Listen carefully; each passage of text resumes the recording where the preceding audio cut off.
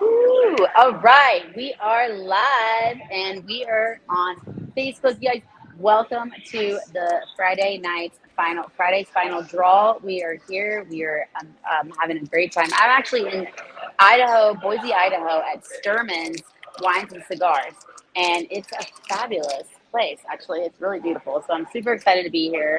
Super excited to have anybody. There's going to be a 1-year anniversary tomorrow. So if you guys are in Boise, Idaho, or if you're around the area, please come and say hi to me. I would love to see you. But I just want to let you know that we have an amazing show actually lined up for you guys tonight because, and please forgive me, I have been traveling all day long. So if I mess up, I'm sorry. That's about all you're gonna get.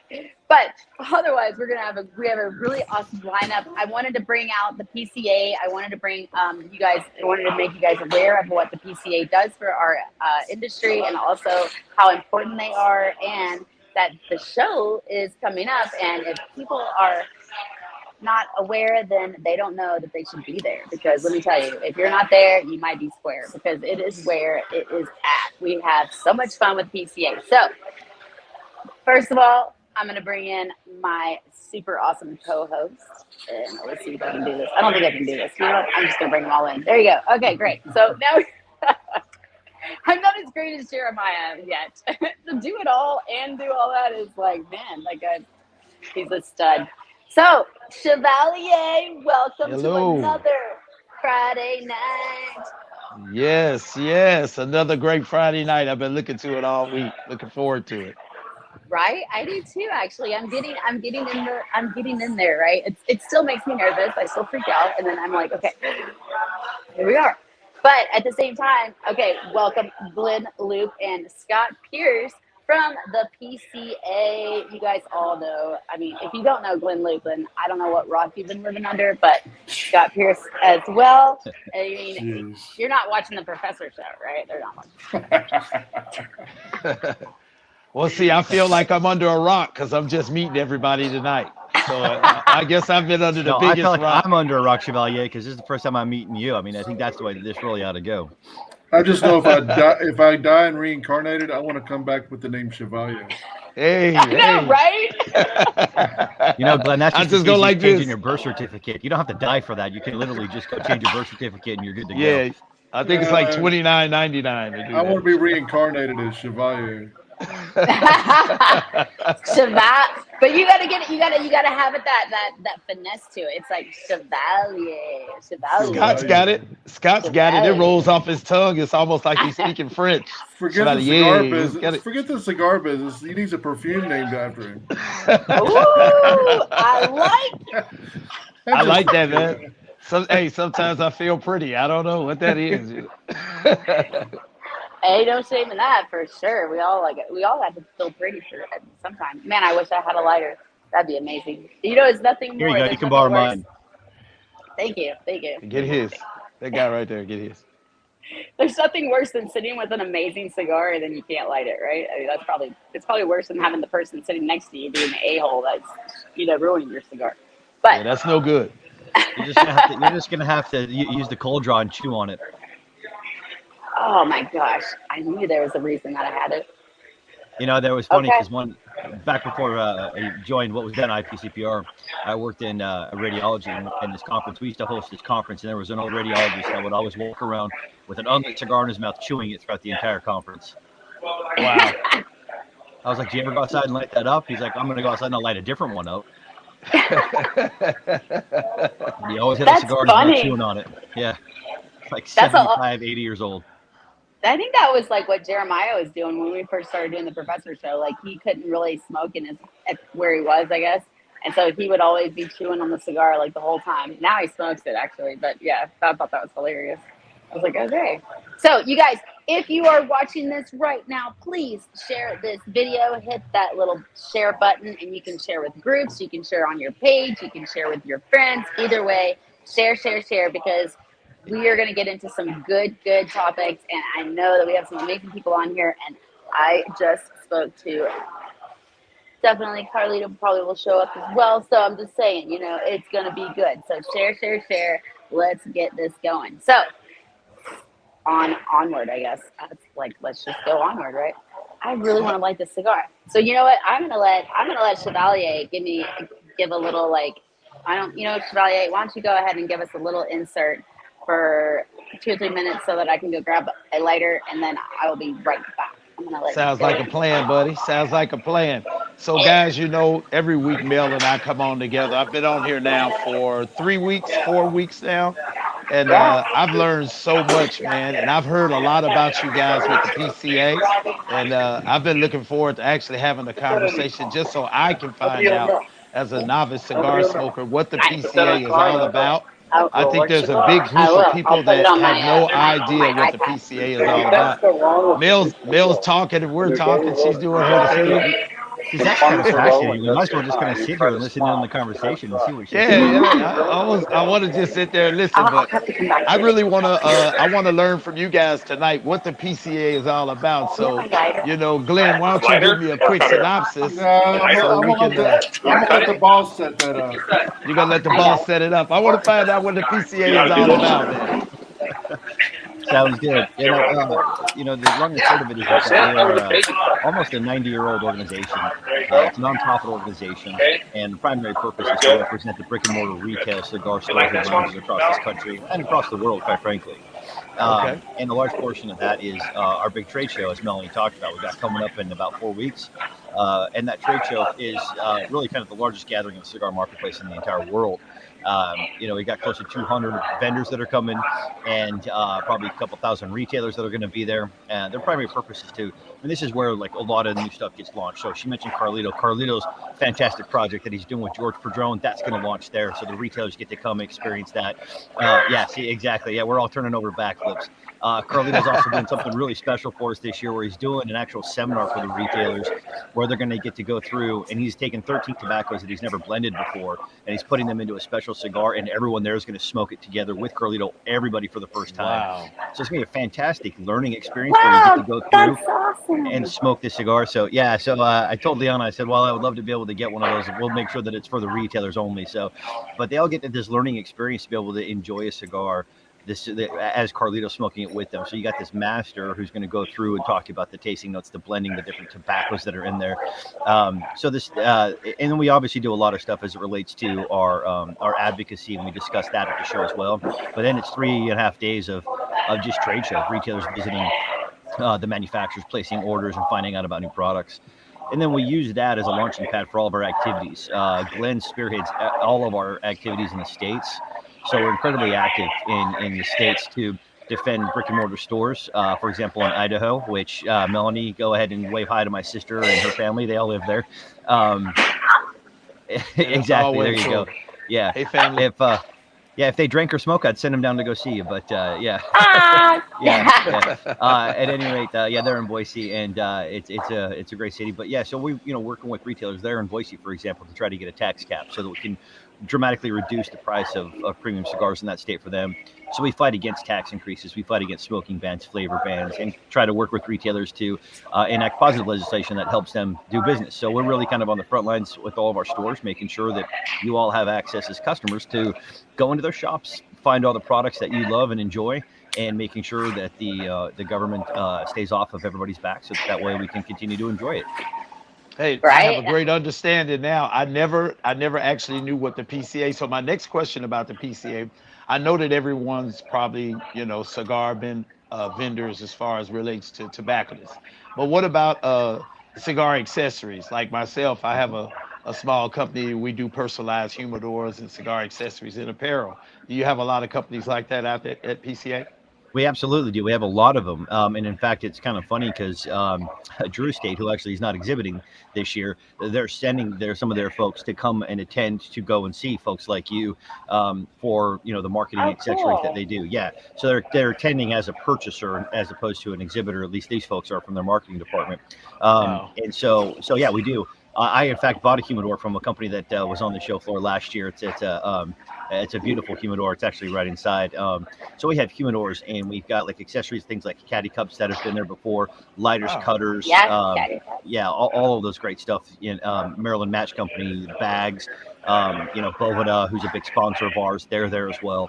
Harvey Kane's, we have clothing companies, furniture companies, all that, they're all there. So anything that has anything to do. Plus, we have business services that like our retailers need. So like insurance and payment processing and like point of sale systems and things like that. So it really is entirely. The last piece is we're trying to get liquor companies more involved. They want to be, but the location where we're at is the Sands Venetian, and they just kind of tend to make it the benchmark really high. It's too high of a hurdle because basically they make the liquor companies buy their liquor back from the Sands at like the market price, as opposed to them just being able to bring it in and then pay like corking fees and bartender fees. It's a total racket. But we've got a lot of good liquor companies that want to be involved, and so once we're kind of away from that situation, we're going to kind of take it to the next level in terms of the type of party-like business environment that we put on. I'll tell you what, that sounds very interesting for a young entrepreneur like myself. And I can't make it this year, but I promise you, I'm going to be there for the next event that you have, whatever it is. If it's not the major event, if there's a small event somewhere, I'm going to get with Mel and I'm going to be there. Chevalier Life will be there in the building. Absolutely. Well, where are you located, Chevalier? I'm located in Dallas, Texas. All right. Sounds good. So I know that we need to we're going to be probably getting down to Dallas for a big state association meeting anyway. So I'd love to meet you. But so one of the things that we do is we have our headquarters in DC right by Capitol Hill. And it's awesome because our office is a smoking lounge effectively, but we hold educational events at the townhouse, primarily targeted towards like Capitol Hill staffers and members of Congress. So if you're ever in DC, come on up. We do events all the time, and we do a lot of different types of things. We've done tobacco seminars we've gone through with Leaves. We premiered the Hand Rolled movie. We did an entire thing on entrepreneurship with the Congressional Black Caucus. Wow! Right before the pandemic hit. So we had the Trace Linda's family that came up. So we've done a lot of different things. Southern Draw did something for us as well when they kind of went on the Hill and testified about their small business as well. So anytime we can align those, the main purpose that we have is to really showcase to Congress and the staffers, more importantly, because they're really the ones who drive policy, to be honest with you, is really to showcase the difference of the premium cigar industry versus all the other tobacco products that exist out there, and why we're trying to, why we're facilitating the types of conversations about regulations that we are. Wow. I just learned a whole lot in about 7 minutes, man. And I told Mel this last week, we talked about it on the phone. I never understood what the PCA is about. And like I said, I think there's a whole segment of people in the cigar world that don't even understand that these things go on behind closed doors, just so we can all, enjoy our love of the leaf. Absolutely. As Melanie said, everybody knows Glenn. So why do you think I begged Glenn to come and work for PCA so that way everybody would start to know who we are? Well, hey, I want everybody to know who Chevalier is here too. Well, when you got this face that's representing, you got to go get a beauty like Glenn in order to get out there. Nobody wants this face, is it? It's got to be that, beautiful man right there. I'm just playing matchmaker between Scott and Melanie, because I'm not sure Scott's ever done Melanie. Have you ever done a show with Melanie, Scott? I believe we didn't meet the professor. Besides meet the Oh well, this is a whole different racket. This isn't this isn't edited and scanned and have Jose Blanco telling us what to say and asking us rude questions. I'm just kidding. No, all this came together. All this discussion came together, and this is a unique moment because we are on the cusp of the trade show. It's the biggest convention for the premium cigar industry in the world. And all this discussion came together simply because Melanie accidentally saw me in the Davidoff lounge at the Hard Rock. During Big Smoke Miami. I walk in, I open up the door to the Davidoff lounge, and I see a bow tie. I'm like, there's only one guy. I'm like, is that? I'm like, yes. I think you're stereotyping fat bald guys. No, she's stereotyping bow tie wearers. Hey, all she saw was, the shine on the back of the head here. Okay, so the second part was the head. But anyway, we had this great discussion kicking off Big Smoke, Florida, which was, I thought it was a great success. 1,000+ people in a great ballroom. spirits, cigars, food, great food. Cigar Aficionado did a fantastic job with that, and it allowed us to accidentally run into Melanie at the cigar lounge as we were killing 4 hours between the seminars and Big Smoke starting, and we were discussing that this is a unique opportunity for Scott as our trade show master to talk about the very, very unique things that are going to be coming down the pike during this show. The Carlito seminar is one, but this is the largest venue for cigar commerce, I believe, in the world. Wow. And we're gonna take over Vegas. We're gonna take over Vegas. We're gonna shut down Casa Fuente every night. Yeah. Oh yeah. But in between there and there's going to be a lot of commerce done, and this is a unique moment for, Scott to talk about the show exclusives that the PCA has, the unique schedule that this is going to present for retailers and vendors alike. So, well, I'll tell you what, Yeah. Glenn, I'm a pretty stylish guy with the bow ties too. So it sounds like you and I'll be the only two in the building with bow ties on.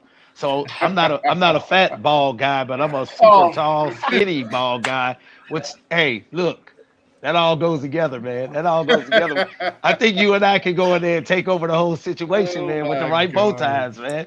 I may not be the bow tie, but I think we kind of got small, medium, and large here going between Chevalier and myself. And it's the bald brigade, Melanie. Melanie, where are the shears? Go ahead, and we'll make You gotta go. Shave one side, Bill. Go full Sinead O'Connor with this. Go on. I brought this up with Melanie in the lounge the other day. What? How come is it, you're on here and you get a bourbon endorsement, you get a cigar endorsement, God knows what else, and I can't get a bow tie endorsement? How? You gotta, you know what? You don't wait for it. You gotta go out there and find it. I thought about it. I tell do me the buy brand. just like cigars, I believe in family-owned businesses. And I buy my ties from a great company up in Vermont called VermontBowtie.com. Vermont Bow Ties. They're a family-owned company. I'm gonna check them out. They're absolutely fabulous. I've turned a lot of people on to them, but yes, we're here to talk about a trade show. I still have to mention this. I have to tell this story, though, because every time Glenn brings up the bow ties, I always have to tell the story. There's a great movie called State and Maine that was written by David Mamet, and it's got all of his usual characters that are in it. Philip Seymour Hoffman and Alec Baldwin's in it, and a bunch of others. But anyway, Philip Seymour Hoffman plays a writer who writes this movie, and they took over a small New England town. So it's funny you mentioned Vermont. They take over the small New England town for this production. And Philip Seymour Hoffman is trying to do a rewrite, and he can't figure it out. And there's this old gentleman who's kind of like the wise old owl of the town. And he says something that is bothering Philip Seymour Hoffman. And so he asks him about it later. And this guy's always wearing a bow tie. He says, young man, he's like, do you know what the purpose of the cravat is? And he was like, no. He's like, it's done down into a point to accentuate the genitalia of the male. So why would you trust a man who wears a bow tie? So I've got to bring that up to Glenn every time he mentions it and tries to push the bow tie. Well, I'll tell you what, Glenn. I love it. I'm gonna have to get you guys this information. I'm gonna send you a couple of my shirts, and you guys can wear those. Here, let me bring that up close. I'm gonna send you guys a couple of my shirts. Yeah, Mel, I gotta send you one too. And so I need the hat to go with it, man. I need to protect this thing. No, man. Hey, when you're bald and you got a beard, you can rock it however you want to rock it. You can wear it however you want to wear it.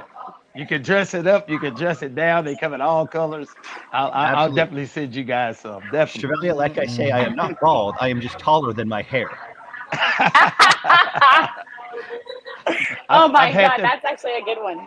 I've had that problem for 30 years now. I've been actually bald for over 30 years now, and I tell you what, man. Oh my goodness. So Scott, you are just I am super impressed with you so far. I mean, already obviously before then. But I want to know, like, what's your background? Where did you come from? Like, what gave you this, like, urge, or maybe even, is this your dream to be fighting for the PCA, or, like? Yeah, no, it's a really sort of interesting. I'm originally from Salt Lake City, and the funny irony here is that I was actually raised Mormon. So, it's kind of funny now that I'm in this position. But obviously no longer practicing. Obviously, all my family's still out there in that area. Hence, my sister in Boise, and Gotcha. obviously not drinking or smoking, right? So I came out here to the DC area just from 20 almost 5 years ago. Finished school out here and then kind of got into association management, kind of in a weird circuitous route. And so I've been doing association management for most of my career. Was in roads and construction and engineering, one of which was an international organization. And then went into healthcare after that. Was with the American College of Radiology for about 8 years. And then when this position opened up for what was IPCPR, they reached out and they asked me if I'd be interested because they were looking at my background. And at the time, they were wanting to make a little bit of a change to somebody that had a little bit more association management experience, to take a look at the totality of the association and say, how do we change and evolve the association into kind of answering what the needs are now? Because again, you go back to Glenn and his history with the CRA, and try to remind folks is that this is all still fairly new as far as the regulatory environment for this industry. So it was funny when I was on the phone with the recruiter, she asked, she's like, well, it is a cigar industry. I don't know if you have any objections to tobacco industry. And I laughed and I said, I've been an avid cigar smoker for quite a long time. So this is actually right up my alley. So that's awesome. It was good. Yeah. So, I mean, it's something that it was funny. We have this Friday night poker group that we had for a number of years, and all of us would go, and all the husbands and boyfriends would then leave and then go outside and smoke cigars while all the wives and girlfriends would stay inside and finish playing poker. And so that's kind of where it came from. And, about 12 years ago or so, I was actually at a conference for radiology in Chicago, walked down because I wanted to get a cigar. And that's when Phil Ledbetter, who was there, introduced me to Tatuaje. I didn't know Phil, obviously. Later on, he would be a board member. He's still a board member of ours and good friend and everything. So it was just kind of funny that I got introduced to Tatuaje. And now, Tatuaje is one of my favorite brands. Pete, obviously very good relationship with him. And so so that's just kind of where it ended up. So there you go. That's exactly what are you doing? I can't believe. You know what? I'm going to tell Carlito you're doing that. I know, but he loves I'm Pete. kidding. He loves Pete, and we all love to reunite. My dear friends at Bovita gave me this cigar last week, and it would be rude. Hold on, how good of friends can you be if you're still pronouncing it Bovita? Bovada. Oh my God, Bovita. I asked him directly when I was in TAA. It is Bovita. It's Bovita. I'm allowed to give it my southern redneck pronunciation. Yay, that means I can qualify. Whatever I say goes. That's good. Good. There you go. There you go. Well, you just got Chevalier down like in the last couple of weeks. She was calling me Chevaliers. And then she just started saying Chev. I just said, just say Chev, baby. Hold on. So you went from a gentleman to Chevalier at night, right? It's like caballero in Spanish, right? Chevalier. Right. It's kind of the same. Chevalier. She just took you from a gentleman to goat cheese. No, to a How's that car. for a demotion? But Melanie, he can only be so upset. Look at that. Can you see that picture hanging on the wall in my office behind me there? Yes. Yeah. Yes. See, right there. Carlito's always looking over my shoulder, no matter what I do. That's rough, man. Can you deal with that? How does that work out for you? Look at that. It never goes away. So now, oh my God, it's hilarious. Go ahead, Chevalier. That is funny, man. I tell you what, I got a chance to talk to Carlito a couple shows ago on his birthday, and we got to talking about, of all things, Elvis Presley, man. He has got this real affinity for Elvis. Like, he knows all the songs. I think we even sang a song or so. I don't know what we did. We started talking about all his different songs. Seems like a really cool guy. I've been kind of communicate with him on social media, and I'm learning a lot from this situation with Mel and being here. So I'm just glad to be here. I am excited to hear about the PCA. This is something that I've wanted to know about for quite some time. And one of my big questions, so do you guys have a lot of, and I'm a straight shooter, do you have a lot of people of color involved in the PCA, or companies, minority-owned businesses that are involved with the PCA? Absolutely. It's the fastest growing segment of business owners within the cigar industry. And we've got several state association executives who are primarily African American, but some other folks. Obviously, there's a very large Hispanic community that's involved with the ownership as well. Yes. And we actually, one of our incoming board members, Anthony Goins from Nebraska, it would fit right in with this group. He's African American man, but he's also got a beautiful, bald head like the rest of us. So we do, Courtney Smith down in Georgia helps run the Georgia State Association, and is, obviously our primary focus in that regard too. It's great that you bring that up, because that's a great, it's not a talking point, but it's a great reason that we put forth when we talk about regulations, is that the reason why we want to put forth that this industry is so different is the mere fact that you're going to impact some incredibly successful minority-owned businesses. And they have put so much into making them successful that with one stroke of the pen, you could literally just pull the rope. Right. And again, that's one of the reasons why I'm so excited about learning about the PCA, because I've heard different things, but when I talk about it here in Dallas, a lot of people, I've yet to meet anyone that can really tell me anything. Yeah, we got you back. Okay, we lose you. Sorry about that. I've yet to hear here in the Dallas area a lot of people talking about the PCA. There are a few people like Cigar Rockstar, who's a local influencer here, who everyone knows, and he talks about it. But other than that, I don't hear a lot about it, and it's just been something I've been intrigued about for quite some time. So I appreciate you guys talking to me about it. Yeah, I agree. I think that I feel like, though, it is. So this is one of my questions that I definitely want to, get down to the nitty gritty, is that I feel like the PCA is a big deal. When we go there, you're able to connect with so many people, but you have to be in the industry, not just a consumer. So right. I guess my question is there any is there any thought or any, like, maybe just brainstorming of the idea that you guys would invite consumers to kind of have that opportunity to come and meet, maybe even retailers? And I definitely can see how it's better to be separated, because they're doing business. It's much easier to have retailers do business while it's just retailers and obviously the manufacturers. But would there be any opportunity to have something with consumers as well, Glenn? Well, now that Scott's jumped ship for a second. I know. There he goes. Before Scott dives into it on the consumer question, I do want to put it in this context. And Chevalier, I hope you help spread the word on this. We have what's called cigaraction.org. Cigaraction.org. And it's our political conduit to the consumer. It allows us to inform the consumer of all the threats and opportunities politically that are confronting the industry. Wow, so for example, if there's a smoking ban in Texas, or a tax increase in Massachusetts, or a cigar bar bill in New York, you go to cigaraction.org, you put in your name, your zip code, we take care of the rest. It allows you to voice your support for those types of measures to your elected officials, no matter where you may live in the United States. So we hope all consumers in the country sign up for cigaraction.org.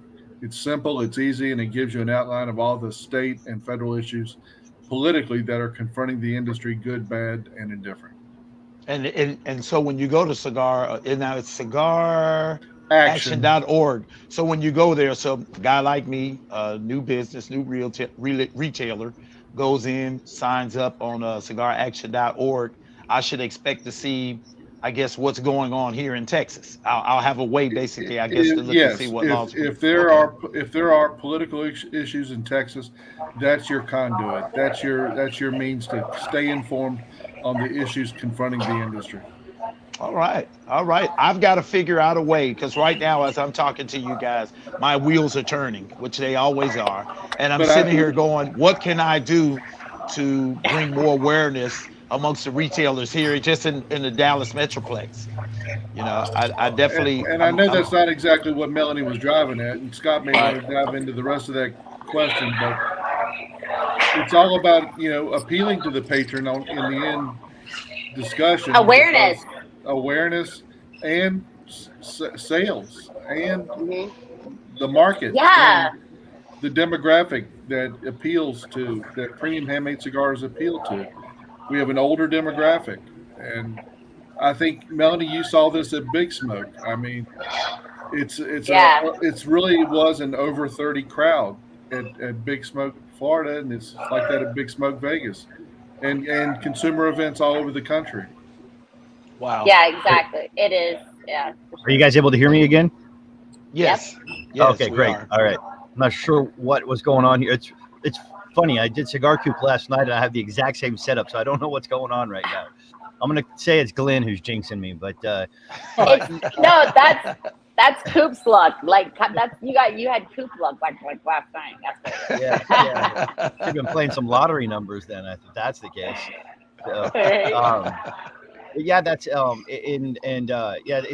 it's one of the things that we've been really trying to evolve with the rest of the association is providing good, solid business resources and conduits for retailers and brands to be able to launch and connect.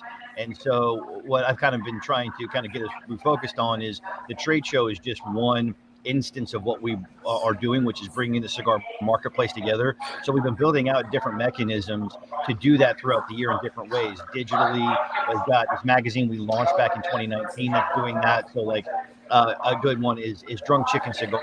It's based out here in Maryland. Yes. Love her. Love her to death. Yeah, she's phenomenal. So I met with her at a local shop in Alexandria, Virginia. We talked about this, and we did a story on them, and kind of trying to again help foment the growth of these new brands, because that's going to be the lifeblood of the longevity, right? We're seeing a lot of new consumer interest in this industry, and really spurring that from the grassroots, from both a retailer perspective, cigar bar perspective, but also from a brand perspective as well. And so we're trying to really tap into that and help these brands get footing, help them get connected to the retailers. So because that connection then means that brand has a good location exactly where Melanie is sitting right now to connect with you all as the consumers. And we know that consumers, particularly in the cigar industry, I think it's been this way in the cigar industry a lot longer than it has been in others, where you want to be connected to the story of the brand as opposed to just simply a commodity that you're going to light on fire, because of the experience that you're expecting and desiring from this, right? And so that's exactly why we're trying to continue to promulgate that relationship from the manufacturer to the consumer through that retailer, who is sort of that centrifugal force that unites them.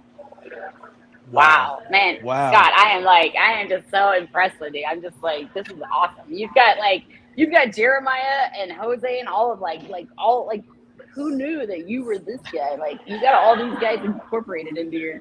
That's high praise. I mean, I need to pull a George Costanza right now and just be like, "That's it. Good night. I'm going to end on the high note. I'm out before I say something stupid." Oh man, you're doing great. You're doing great. You're giving a great class for me tonight. I love it, man. And like I said, my wheels are turning.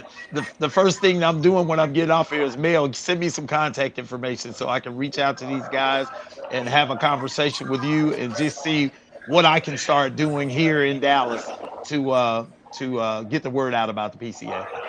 Thank you, Demetrius. I appreciate that, buddy. I love Demetrius. I just follow the moniker. You know, my father was a lawyer, so he used to always just say, blind him with brilliance, but baffle him with bullshit. So maybe that's just that's just a moniker. Yes! Oh my God, I love that. Oh my God, that's awesome. That's how you got to get them, man. That's how you got to. What if you don't know the answer? If you can't dazzle them with brilliance, baffle them with bullshit. That's what it is.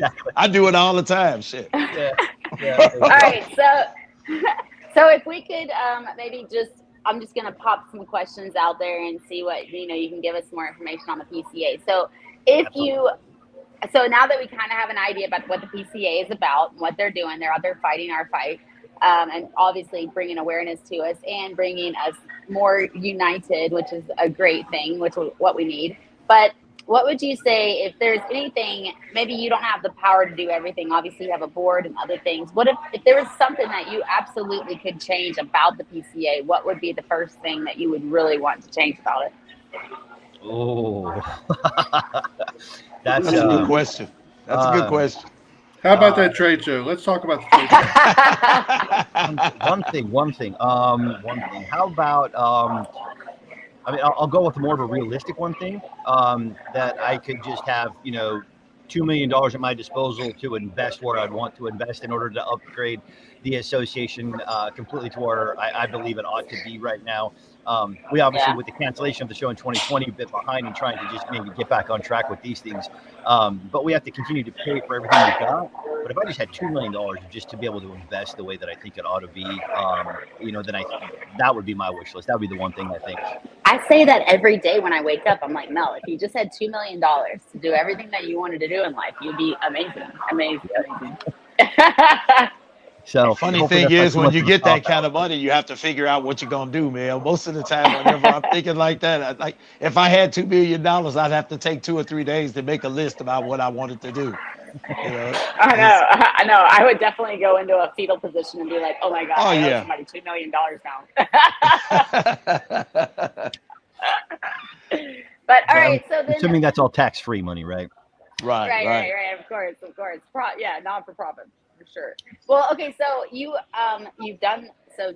Obviously, you want people to invest in it. So if you were if the PCA is wanting, or feels like they do need more money because you guys are fighting a fight with DC, you're in, lawyers and, legal all documents and all of that stuff costs a lot of money. So what's your ideas for raising more money for the PCA? Yeah, so there's a lot of actually great initiatives, some kind of in conjunction but others led by manufacturers.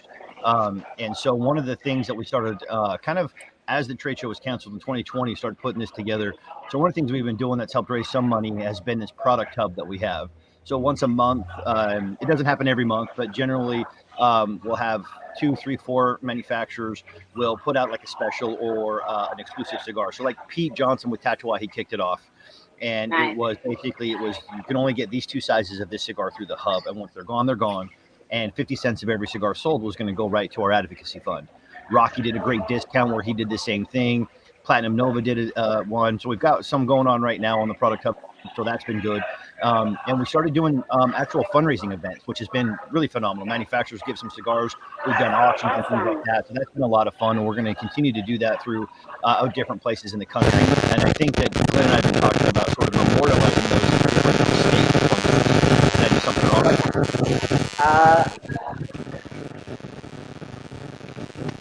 What happened? I don't know who that is. I don't think it's me. It's Scott. Just a little static. You were on a roll, Scott. You were on a roll too, man. I muted you. Yeah, that's better. That's better. That's much better. Okay. Oh my gosh! It's the microphone. I'm gonna.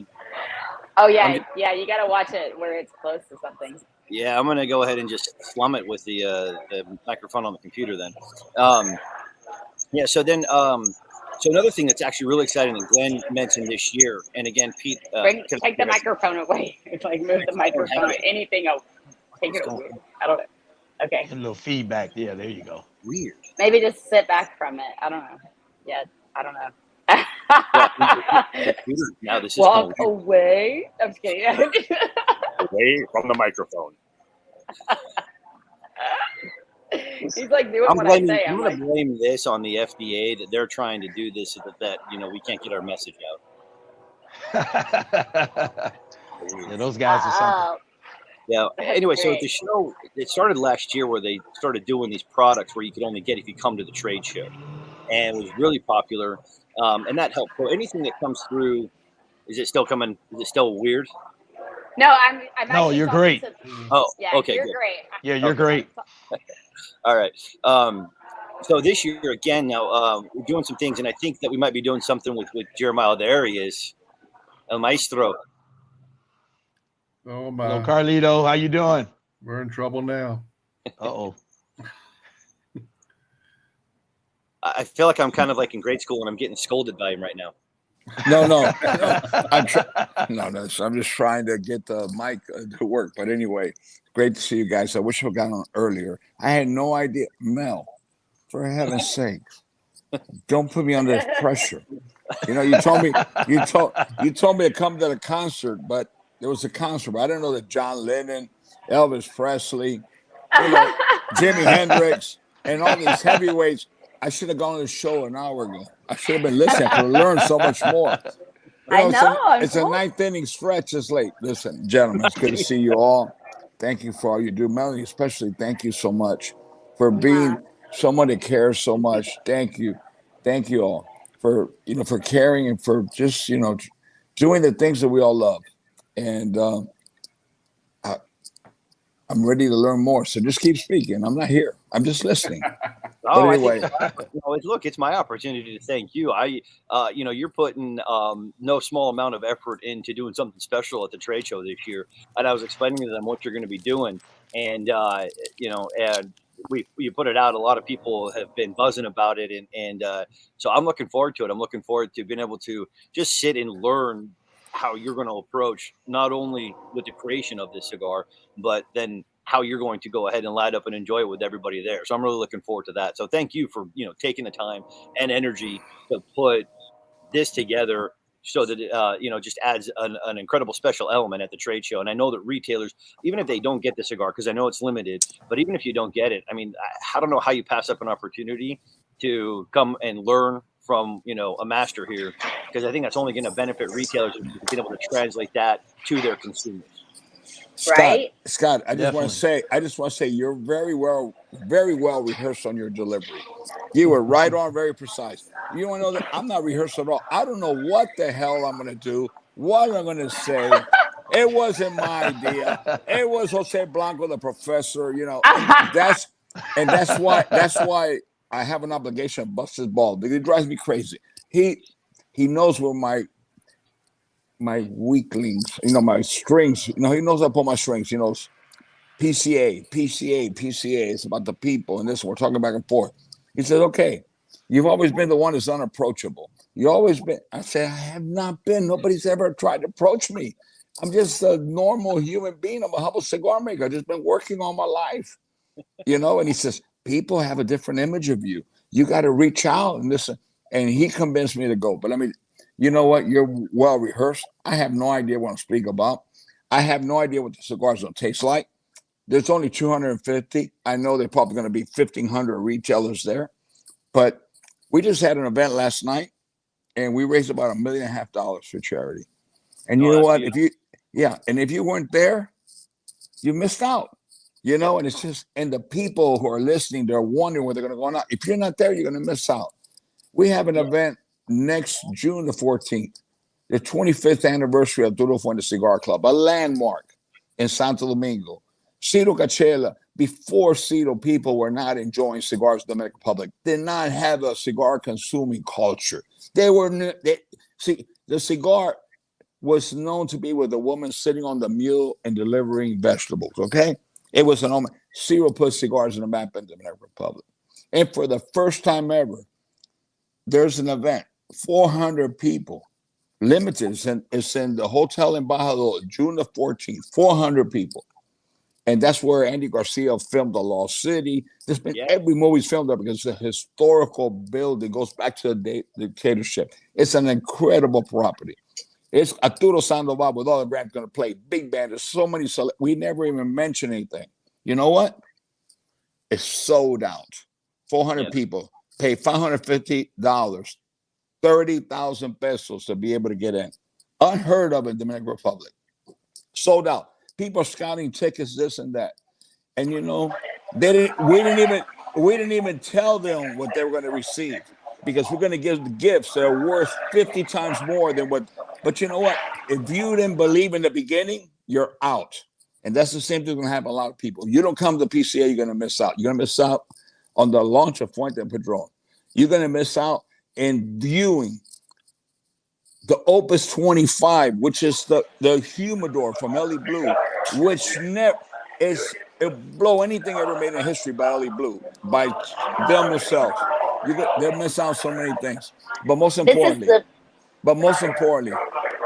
they're going to miss out what the PCA, what the industry is really about. It's not about going to buy cigars. Fuente has not gone to sell cigars there in the last 50. It's about going and telling people, hey, thank you. I love you. You know, you're my friend. Listen, if you could take time to go to a funeral, if you could take time to go to a wedding, if you could take time to go to a birthday party, for whatever it is, and you can't take time to go to the PCA, let me tell you one thing, my fucking friend, you should not be in the cigar business, okay? Because you can't afford to be in the cigar business because you probably don't even pay your bills. And if you don't understand the giving back, you're in the wrong business, because that's what cigar business is about. It's about people. It's really about people. And I think that the PCA is going the right direction with, you know, it's about getting people together. And I just tell you, I've never been so excited. I've been going since 1972. The fight to unite. We're in the fight to unite. We are. And I don't want to hijack this show, but I've been going since 1972 at Statler Hilton, New York City, Malcolm Fletcher. Yep. And there wasn't even booth. People just go to each other's rooms, walk around and walk on a room and everything. You know, and we've taken, not we, you guys have taken so far, the organization. And I just saying, man, I just tell, if you go, I want everybody to go. I want everybody to celebrate it. And I want to hug everybody. But if you don't go because for whatever reason, and many people have legitimate reasons and they can't go for whatever. And I understand there's many. But if you just don't go because you don't think it's important, then then you know what? I cannot lead you to the water, or no one can, because you shouldn't even be in this business. Those people that believe that way should move out of the way. There's too many young people with piss and vinegar, with big hearts that are willing to get in this industry. That's what we need. We want people who believe in this industry, like so many that I know, young people, entrepreneurs, unknowns, but they're the future. And the future is everybody coming together as one. Yeah, absolutely. And it's great to hear you say that, because when we talked about this show this year, had somewhat of this epiphanic moment when kind of considering the business of the show, right? Because I do have to consider that in the position, right? But it was, I said, look, I think that, for as we approach it, so many other associations or groups that put on shows like this, they tend to approach it as a business show. And I said, we really need to, I think, understand that we need to put on, instead of a business show where you have fun events, we need to put on a party where business gets done.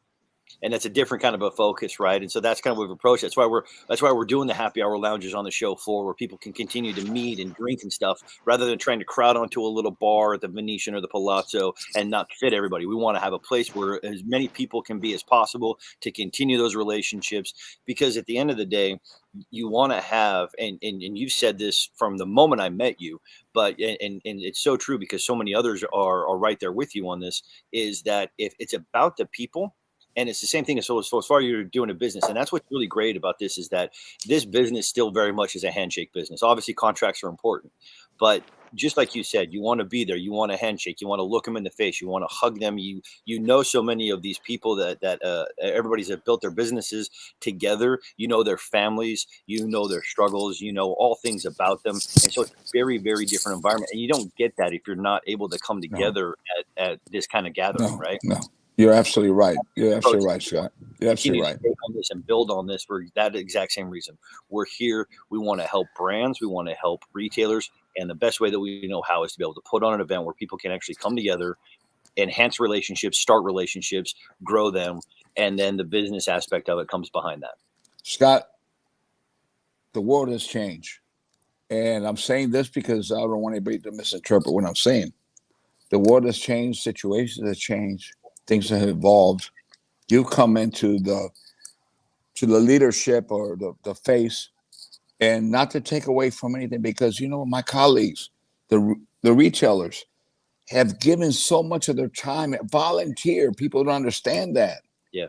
And okay, people want change in this because it's hard to please consumers in the world today. But you come in and you really are working very hard, which were very great, and the changes are coming. And I tell you what, I've just witnessed the biggest change I've ever had in the 6 to 8 years of my life. For the first time, I get on a program. It's an open forum, I think.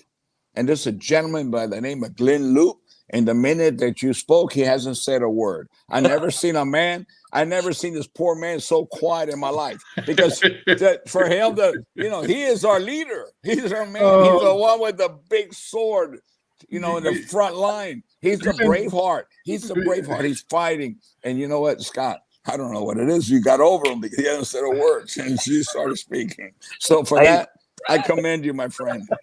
Maybe it's because I insulted his bow ties.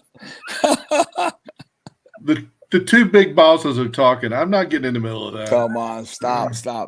But I have to say this. I have to say this because you helped Jill and I indulge and experience something that in all my years of cigar smoking and in being involved with this industry, the Arturo Fuentes Cigar Club in Santo Domingo is truly an international destination for anybody that loves cigars or this industry.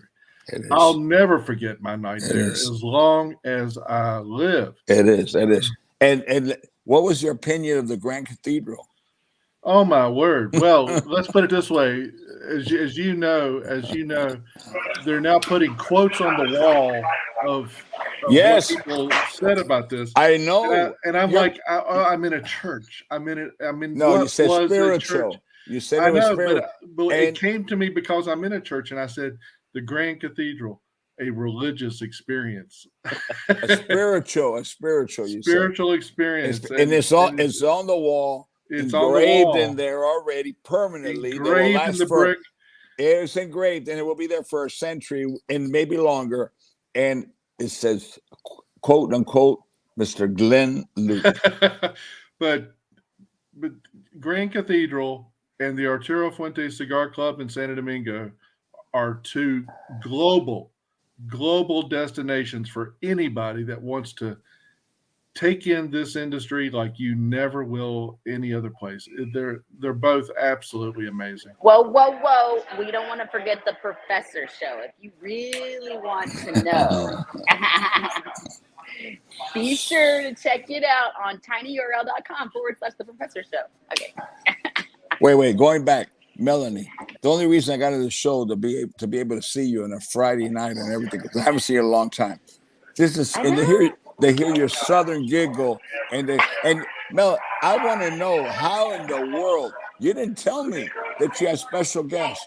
How you pull this off to get all these superstars? You know what? You didn't tell me anything. All because we accidentally found each other at the Big Smoke, Florida. Wow, that's where this idea was born. And beautiful bow tie effect. And thank you, Glenn. Thank you, Scott, so much. Thank you all for the support. When I you know how I feel, how I always feel. I saw this young lady and I met her through Jeremiah Merfeld. That was before my cataract and my lens implant. Now nobody needs to help me find her. I would find her on my own now. But anyway, I meet this young lady. She's so much into cigars and she's so passionate. And I realized that she has a special gift, and she has so much energy, and she's just so passionate about what she does. And with all due respect, in her southern Nashville goofy way, and this, and just her, she'll be she's the kind of person to be a little girl, a little Daisy May forever. And she just got that kind of innocent thing, and she's got so many people and everybody following. So, and I just, I see people like Melanie and everything, and my friends, that you would take the time to support a young lady like this who supports the industry, because there's nothing I believe in more than the empowerment of women and how much women could contribute to the industry, to all of us, how important they have been in the past, how unrecognized they have been. I'm talking about Diana Getz, the real fighter, the first one, they go against everything. Pitbull, my hero. It goes to my grandmother and everybody's grandmother. Women have always been a big part. And the fact that you, my friends, are taking your Friday night to join Melanie, which I had no idea. It couldn't grow anymore. Okay. I don't want to say that my respect has grown, but I just want to say thank you, because it shows that how much passion and how much will there is to really defend our industry, to really bring the people together, to not to give up, even though everybody's pointing fingers and say, hey, there's no way out. There is a way out, but we don't give up. But your contribution, I just want to say thank you. And I want to say happy Fuente Friday to all of you. Bro. Wait, ask, look what Glenn is smoking. I'm just kidding. There's no band on it now. Wait. Glenn has about 5 or 10 removable and replaceable bands sitting in front of him. He just changes the bands on every show. He's got a little magnet behind him, so it just goes click. You know how those Apple Watches that just go click? He just my God, that's awesome. He created a brand new invention, Carlito, magnetized. Seriously.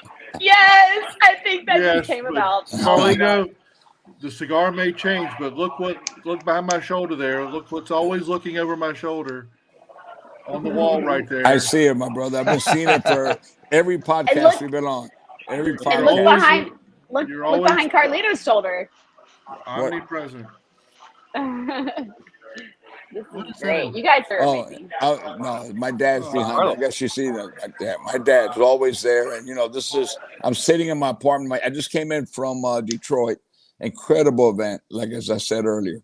Incredible. So much love. That's the most beautiful thing about our industry, I think. It's not the sales. It's not all this stuff. And, I know that we have to be able to accomplish what was done last night, raise $1 million some for the homeless, the ones that are hungry in Michigan, which they give one quarter of the something to cigar family. This year, $300,000 for cigar family. Cars and cigars has become the most funnest, the most beautiful, the most sophisticated, the classiest cigar event of the year, without question. And I've been all over the world to cigar events. There are special moments because for different reasons. But cigar events, this is out of the world. It's just something very special. And I just came back and I see the way the industry, people want to give, they give back. And that we talk about defense, people don't understand. I mean, government, people do understand. Government doesn't understand. The FDA doesn't understand. Who was there? CEO Ford, all the hitters, big hitters in Michigan. This is held in Freedom Hill, and everybody in Birmingham, Michigan. The hotel, Townsend.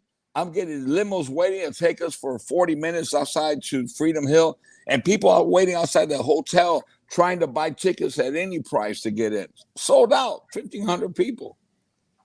Scott, I think we just found a great article for the next magazine. Yeah, absolutely.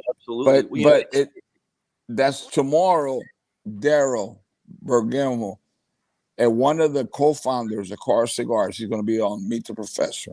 But the thing is, for me, is a cigar maker to see this. It's not Michigan. This happens in every town, every state around the country. This is the heart and soul of what this business is about. Really, it's about people. It's about people coming together and come for whatever reason, to celebrate or to help others. But even helping others, we celebrate because we find a bond of love. And I really believe this. And I've been hearing so many people pleading, going to Meet the Professor. Many of them you've seen, you heard, and everything. Members saying, we want a place that we could go to, that we could have a family reunion, socialize. You know what? For the Fuente family and many other families, you sell cigars any day of the week. We don't need a place to sell cigars. We need a place where there is a meaningful mean to go there, because you know what? I'm going to tell you, I'm going to give you an example. Santo Domingo, 400 people limited, just 500. And people are upset because they can't get in. And they can't get in and they won't get in. You missed out on the boat. Next time we got to find a way, which is impossible, to do it for 2,000 people. And that's the way you build it. Yep. You have to want it, because you can't build something when people are coming to your house and picking everything that they feel is negative and talking bad about you and trying to destroy you from the inside out and telling their salesman, don't come back next year. We're not going to come back. You cannot have you're better off having a party, just you and me. I believe in the PCA. I will fight for the PCA forever, as well as many of my colleagues. It's the right thing. And sometimes you just got to get against the wall with a saber in your throat. And you say it's a matter of life or death. Are you going to survive? Are you going to do the right thing? Or are you going to do the politically correct thing? And my father told me, you do what you feel in your heart, what you feel is right. And sooner or later, you'll have so many people who think like you that will fight for you and believe in you. And I think, Scott, what you have accomplished and everything, I think this year is going to prove, it's going to prove that we together, all of us, could really, really create a very happy reunion in a place that we all could congregate once a year or twice a year, 3 times a year. Because what's more important is seeing the people you love and have a great reunion. And I think that we're on the right track. Yeah. As the professor would say, my 4.5 cents. Your 4.5 cents is worth a bit more. It always seems to go up a little bit. It goes up every you know what? Because, hey, I need 4.5 cents to make up to the professor's 2 cents. Because when he speaks, it's okay. You know what? If he's listening, I don't want him to attack me, because Sunday, I already have a whole list of things. I already know where I'm going to hit him. From the left, from the right, underneath the second to the left rib. I got it all prepared already. All week been studying how I'm going to bust his balls. My job, and I try hard to fulfill my responsibilities. So what you're telling me is Numbnuts 1 is going to come out swinging, right? Oh, I got you, man. Last week I was kind of quiet. I said, man, let me try the other thing, see how it works. Just being a nice guy. It don't work too much, It's not. People, they were already writing me and everything and asked if I was okay. I wasn't normal. So, but anyway, listen, we're all kidding. It's a Cuban thing. You just, busting balls is a way of tapping somebody in the back. Like President Bush said, when he was interviewed, I forgot who interviewed him I forgot. He says, he needled me and I needled him. And I tell you, that Southern needle, from Texas, and I wrote, that's our life. We needle each other. That's a sign of affection. Yeah. Well, he's over in, Europe, right? So it's the exchange rate. His 2 cents is your 4.5 cents. So that makes sense. Yeah, you know what? I think I finally figured it out. I'm ashamed I didn't think about that earlier. Thank you, Scott. Oh my God, that's hilarious. I tell you guys something. I tell you something right now. As a young guy coming in this discussion, it's very important. I mentioned to Scott and to Glenn earlier that it's really important for young entrepreneurs like myself to understand in the cigar business what the PCA is about. And Carlito, you hit something that's very important to me, and it's a part of my business process all the time. It's all about my customers. It's all about the people. And that kind of leads me into the thoughts of a last draw tonight. There's so many things that we can do, to make our businesses better. We always want to make money, but we can't forget about the people and the people we serve, because at the end of the day, it's the people that make us successful. The happiness of the people, their desire to support the products that we sell and that we promote. It's their responses that make us successful. And, I'm not going to go into, usually on the thoughts of the last draw, we talk about transparency. We talk about all kinds of stuff. But tonight, I got to tell you guys, I just got to give all of you a big thank you. Because like I said, for a young entrepreneur like myself, new in the cigar business, I've only been out here about 7 months. And here I am in a round table with, Scott, with you, Carlito, of course, and Glenn and my friend Mel. I've learned so much tonight about why it's important, first of all, to be associated with the PCA, but more so as I take a look at my own business and how I'm growing my business. It's growing pretty fast. My thoughts have been reinforced as it relates to, the reason why we do everything that we do from each different perspective that we're doing it.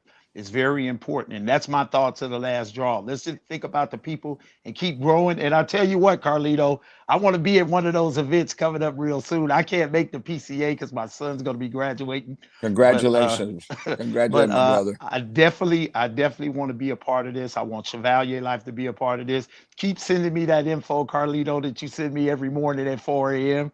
and I'm and I'm gonna keep posting it. And I just thank you guys for taking the time to make me understand the importance of the PCA tonight. Thank you, my brother. I appreciate it. Thank you for your words. Yeah, well, thank you all. I mean, definitely, this has been an amazing show, and I think everybody is enjoying it. I mean, my phone has been going off the hook since we even started. So, first of all, Glenn, thank you for bringing. I mean, definitely, I love being able to just collide with you, and then bam, we got like magic. Like, I love it. I love it. I love it. And I'm so excited about the PCA. PCA is one of my favorite events.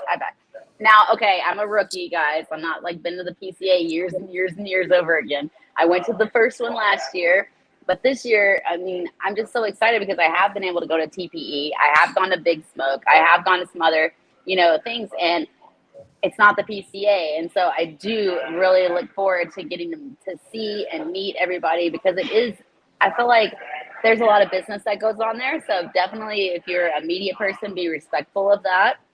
But at the same time, it is a lot of fun. You can really meet a lot of great people. You can really get yourself out there. Like Chevalier, like definitely we're going to bring you out there next year.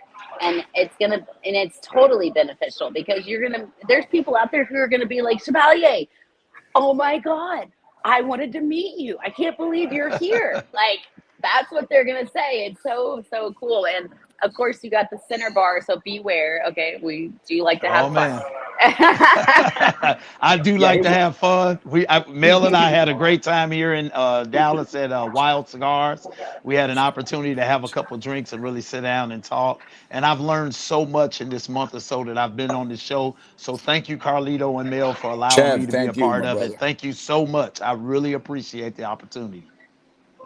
Yeah, a little anecdote about how much we like to party. In 2019, we had this big opening party. We do an opening party every Friday night before the show kicks off on Saturday. And in 2019, we drank the Venetian property out of all of their brown liquor. That's not a joke. I have the bill to prove it. No, that's true. That's true. That's true. I'm there for it, man. I'm going to be 55 on July 4th this year. So, I want to start this 55th year out the right way, man. I'm definitely going to be engaging with the PCA. I'm going to be spreading the word here in Dallas. It doesn't get talked about enough here. And I'm going to make it my personal mission. I'm going to connect with you guys, and I'm going to make it my personal mission to get the word out here in the DFW. Yeah, I'm really... Go for it, young man. 55, that's young. But let me just say something that was brought up just a few moments ago. Mel said she has been to Big Smokes. She has been so many different events. She's been to different, and she's getting a feel for things. There is nothing like the PCA. Nothing. It really is a family reunion.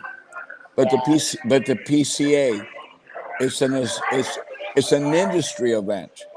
It's an industry event, and the PCA has worked very hard to see how influencers, consumers could be invited or find a formula how they could participate in one day. They worked very hard, and they got attacked very, very hard by. Wow. It wasn't I want you to know, and I really believe that could happen somehow. But they had to not back off, but not offend people, because there are so many freaking dinosaurs in our industry that should be in Jurassic Park in a museum, that they don't understand how you got to move forward and you got to adjust and everything.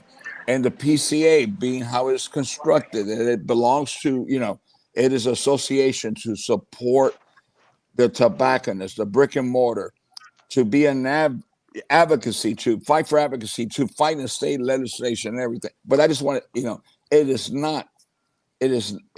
not prepared, but the PCA, in their defense, they came to the manufacturers and they wanted to have a day, and they just became sometimes people are just afraid of change. But if you're afraid of change, you were born dead. If you're not able to dream, you don't have vision, you can never get further up. You're going to stay stable for the rest of your life. The PCA is willing and ready to move forward.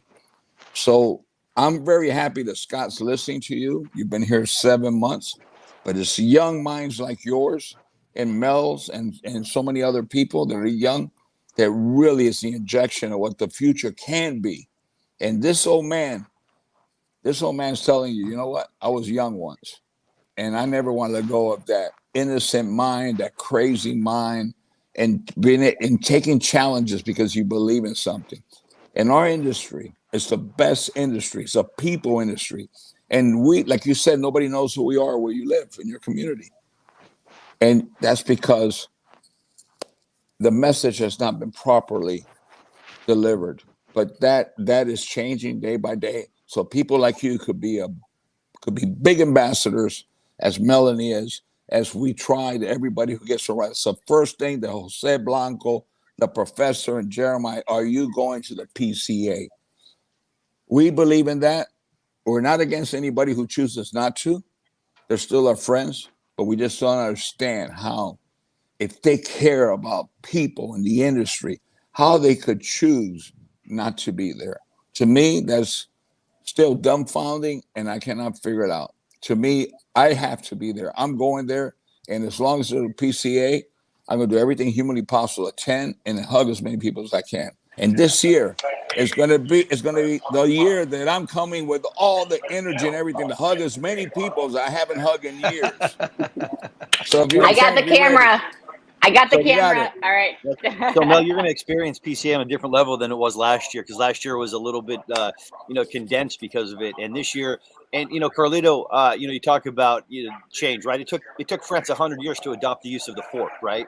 So right. People are reticent to make the changes. But what's great is think about even just a few years ago and sort of the trepidation with media or influencers.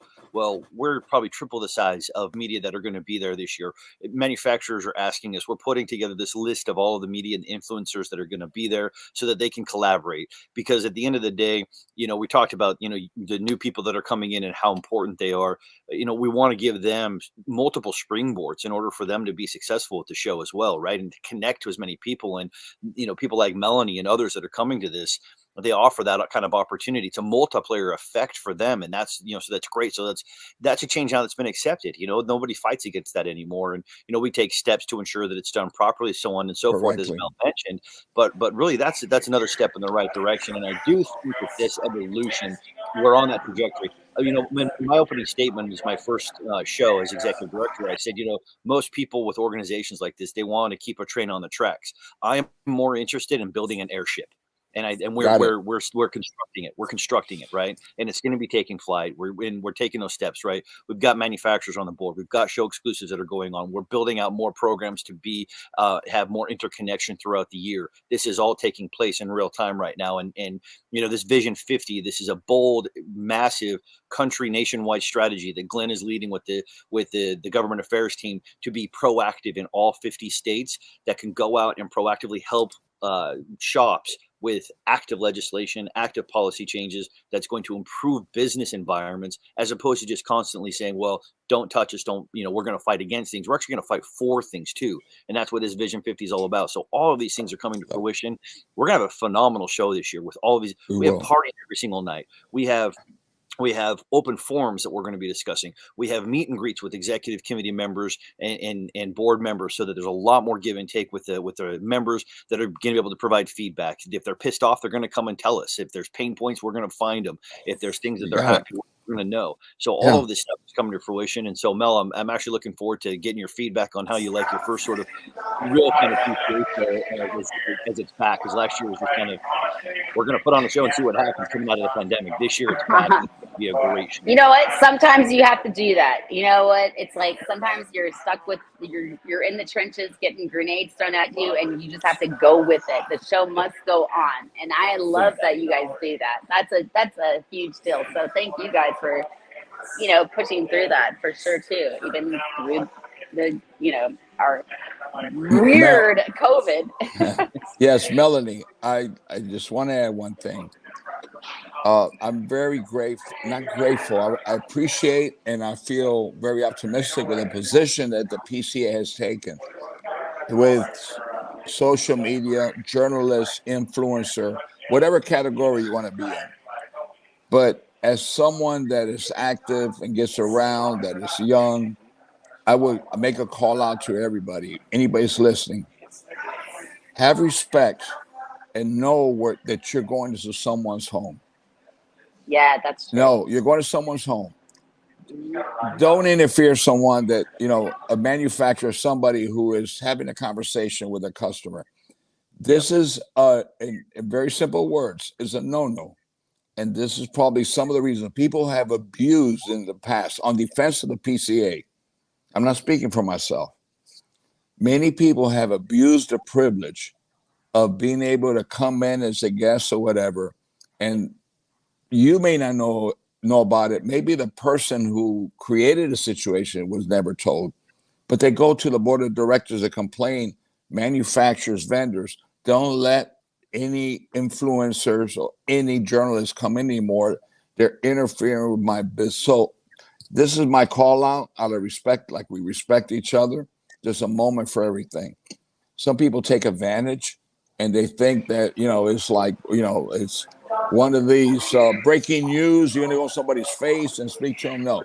And that is a call out to everybody. Mel, I know how much class you have and how you're about the people. This is nothing, but it's just an overall observation that's been brought to my attention many, many times, because I believe in the social influencer. I believe in the person that's just passionate about cigars. Today, they could be a newbie, a rookie. Tomorrow, they could be a leader in the industry. You just got to give everyone an equal opportunity. Yeah. And I believe in that. Carlito, it's like we're dancing. We held a sort of a media meeting and kind of talked about this in that very same situation.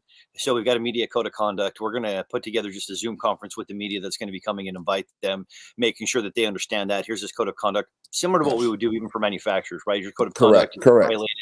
You're going to be asked to leave. And it's not a massive problem. We just want to make sure that we nip anything like that in the bud before it actually happens. But at the same time, what you talked about is the importance. For me, what really the show evolving is got to be influence wise, at least, if not in execution, like the CES, the Consumer Electronics Show, right? It's what everybody's buzzing about because, again, I mean, you think what's being released, like with the PlayStation or something like that, when they're going to CES. This Carlito and Padron thing is that level, and we have to have a platform as an industry that showcases that, because this is one of the most unique and the most potent opportunities we have to truly demonstrate the difference of the passion, not only that we have for those that are in the industry that make money off of it, but really ultimately, as you were talking earlier, that connection with the consumer is really one of the main drivers of the thrust of all of our arguments and all of our data that we present to all the regulators. That's the difference. And that connection is the one piece that you mentioned earlier is in fact missing from what we are creating here. And so as this goes on, if you think about CES in that in that type of way, that what they're able to do for that electronics, it absolutely promotes hell out of what's going on in that industry, but it connects with that consumer aspect of it, right? In a way that, like a Comic-Con type of thing, right? And so that's to your point, that consumer piece is really kind of that last element, that last leg of that tripod. Once we figure out that right sort of secret sauce there, it's going to have a multiplier effect in terms of our influence and in terms of the cohesion of the industry. Scott, I never have an opportunity to speak to you one-on-one. I'm doing it now. I'll take advantage. Mel could cut me off. I guess she's running the show. I'm going to say something I believe for so long. Glenn is very much aware of it because he's been by my side. A warrior fighting through tough times. The CRA, Cigar Rights of America, was never created to be a manufacturing board or organization. CRA was created to be a consumer organization, the voice of the people, hoping that we would get enough support from retailers, and would get happy because we felt that retailers are the voice or the link between the manufacturer, the farmer, and the consumer. But the real voice is the consumer. And we were never able to accomplish that. And we were forced to keep all this together. So grateful for everything, the PCA matching everything, all the advocacy, all the fighting, every dollar, one by one with the CRA. But the CRA was never intended to be a manufacturer or a premium cigar manufacturer organization. The goal was supposed to be a consumer organization. And we're going to pass on, as we started, getting consumers on and so forth, on the board. And the goal was that. and we were going to all back out. That was the beginning. And we, by obligation, had to stay because we had to put up the bucks because we didn't get the support we got support from many retailers, but not enough to really sell the message about it's about the people, take it to the people. I think the PCA, because the PCA is the connection to the consumer. And I'm speaking to you is because I don't know if I'll be around tomorrow, but this is so important. This is the solution to all the problems. We got to find a way together to realize that we're just part of the wheel. The farmer, the manufacturer, and the brick and mortar, the provider, but the consumer is the strength. We have to find a way that the consumers get involved, and they have to have their day. We have to do something for them. We got to they got to feel ownership about this. So when you send out an email, whatever it is, you get an immediate response because how many consumers are there? How many are out there that fight day and night to defend the industry, but there's too few because, as Chad was saying earlier, too few people really know the fight and the resources and the time and how much is devoted day and night to defend the rights for them to enjoy a cigar. We need to get the message out. It takes a lot of money, and we need everybody to join in so that we can support. And we all give a little bit, we'll accomplish a lot. And that's where the message is important. And the only way we accomplish the message is by uniting everybody, bringing everybody together. Yep, exactly. Yep, very well said. 100%. Definitely. And and you know, I talked about this a little bit earlier and on Cigar Coop last night before you jumped on, is that, you know, the industry, it probably feels a lot longer, obviously, for you, as you know, this has been under attack, right? But I mean, as far as the industry itself, inside this regulatory world, we're toddlers, right, in terms of that. Whereas there have been most other industries are well seasoned in that regard, right? And so, correct. There's going to be a lot of those, you know, growing pains as we're trying to enlist as consumers. I think we're starting to reach a maturation point in terms of that understanding with people like Chevalier and others that are really kind of starting to take notice and saying, you know, there's a lot more to this because of all of these additional regulatory aspects that have been coming down the pike, and it's still kind of moldable clay at this point. And so we do have an incredible opportunity and time right now over the next 6, 10, 12, 18 months in order for us to help shape that clay.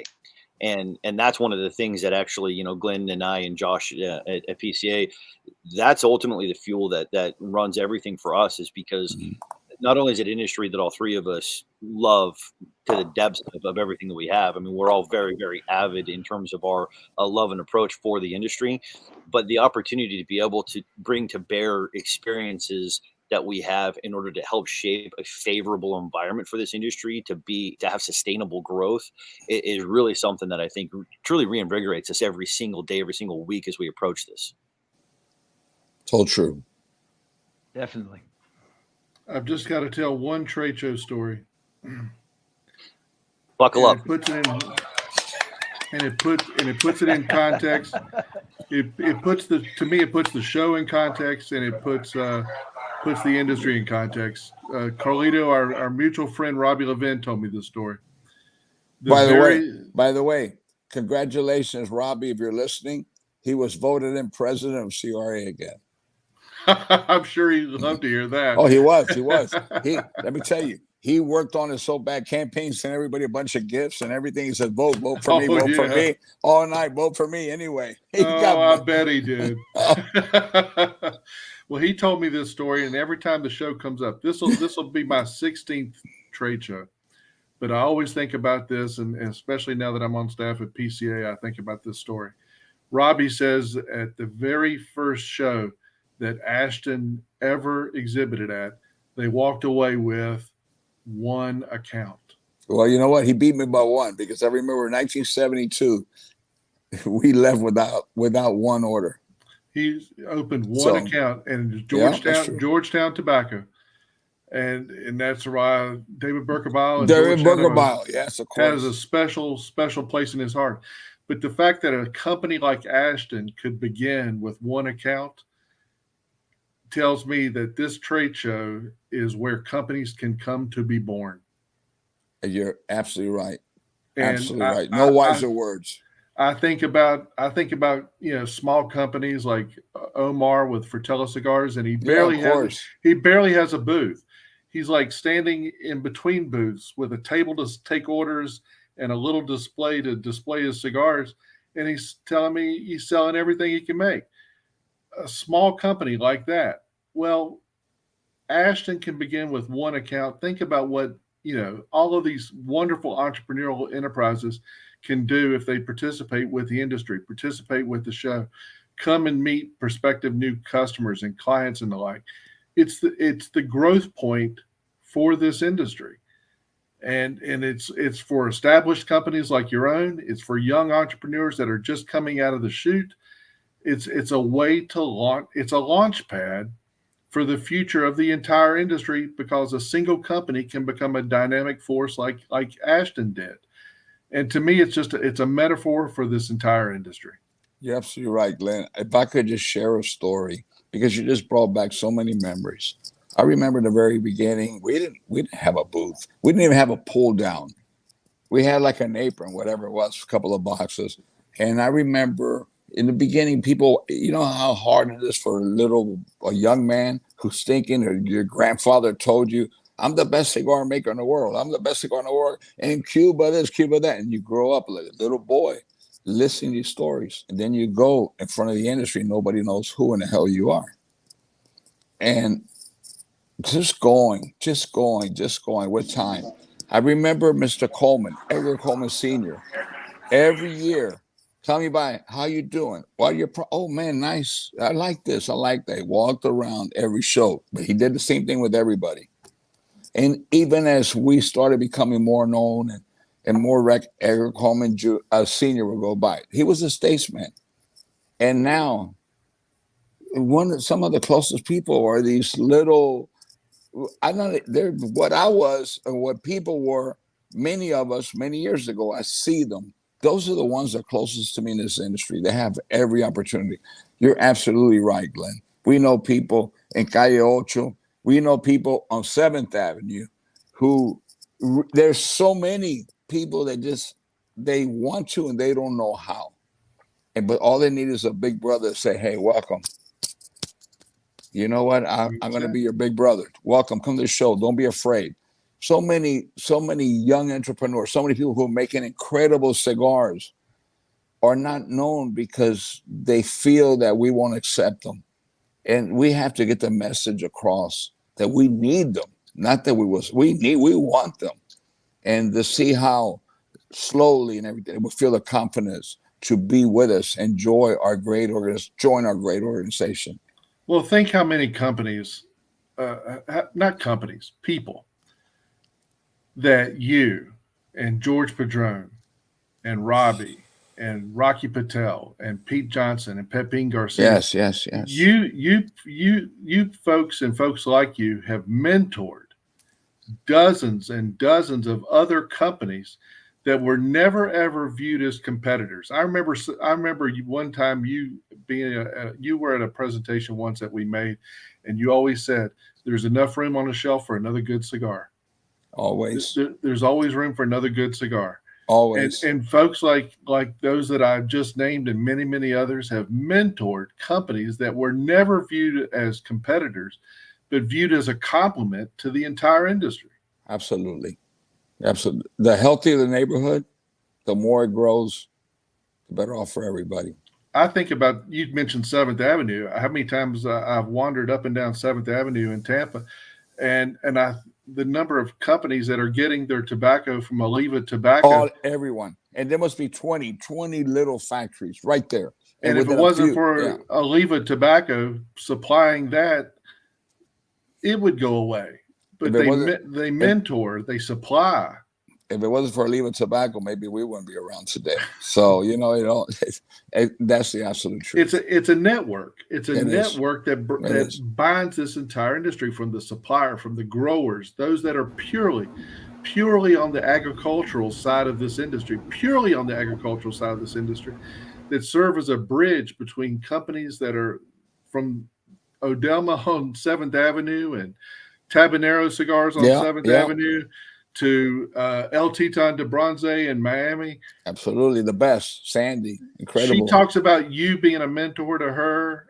I mean, and she's producing, she's got 12 rollers in there, 12.